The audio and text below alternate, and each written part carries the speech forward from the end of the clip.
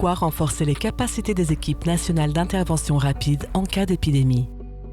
De 2014 à 2015, l'épidémie de maladie à virus Ebola en Afrique de l'Ouest est apparue comme l'épidémie d'Ebola la plus importante et la plus complexe jamais enregistrée, avec un nombre sans précédent de personnes et de pays touchés. L'épidémie a mis en lumière l'urgence de répondre aux besoins immédiats d'amélioration des capacités de préparation et de riposte des pays exposés à un risque d'importation d'Ebola.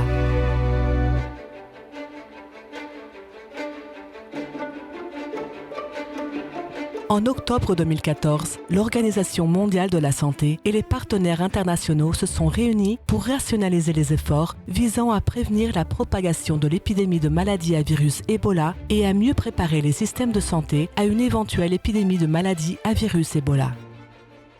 À l'issue de cette réunion, le renforcement des capacités des équipes nationales d'intervention rapide a été reconnu comme un élément essentiel de la préparation et de la riposte au virus Ebola.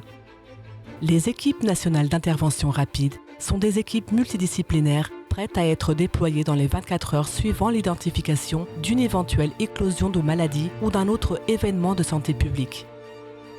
Ces équipes sont en première ligne de la riposte aux épidémies et travaillent sans relâche pour enquêter et mettre en œuvre des mesures précoces de contrôle des épidémies. Suite à l'épidémie de maladie à virus Ebola de 2014, plusieurs pays ont décidé de créer et de renforcer les capacités des équipes d'intervention rapide et de ses membres au niveau national et souvent provincial.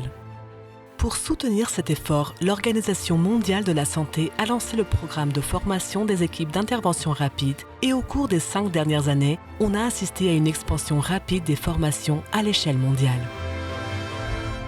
En lien avec cette formation, l'OMS a soutenu la création d'une communauté de partage des connaissances permettant de connecter des équipes d'intervention rapide du monde entier, de partager des connaissances et des expériences, ainsi que de s'inscrire dans une démarche de formation continue. Actuellement, plus de 500 membres partagent quotidiennement les meilleures pratiques et les ressources pertinentes sur les 2 plateformes de la communauté, WhatsApp et Microsoft Teams. La communauté des connaissances des EIR est soutenue par un comité de pilotage composé par des membres de la communauté de 7 pays et par un secrétariat. Une autre étape importante en 2017 a vu la portée du programme de formation des EIR passer d'une approche centrée sur la maladie à virus Ebola à une approche tout risque, contribuant à faire en sorte que les EIR soient mieux préparés à faire face à des événements de santé publique de toutes sortes.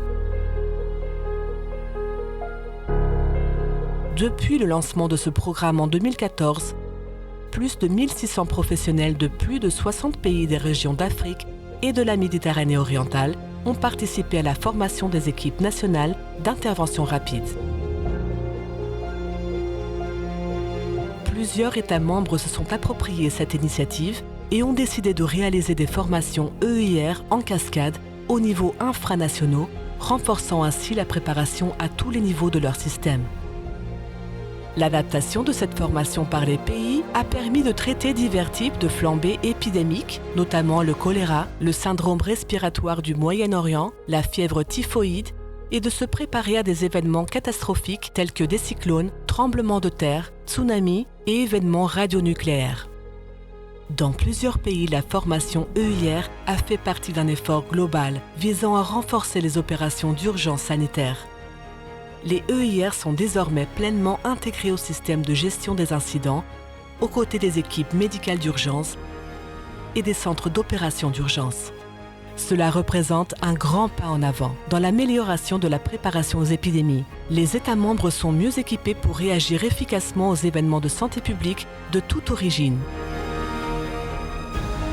Ainsi, ils contribuent à l'atteinte de l'objectif du 13e programme général de travail de l'OMS. 1 milliard de personnes supplémentaires mieux protégées face aux situations d'urgence sanitaire. Pour en savoir plus, visitez notre site web.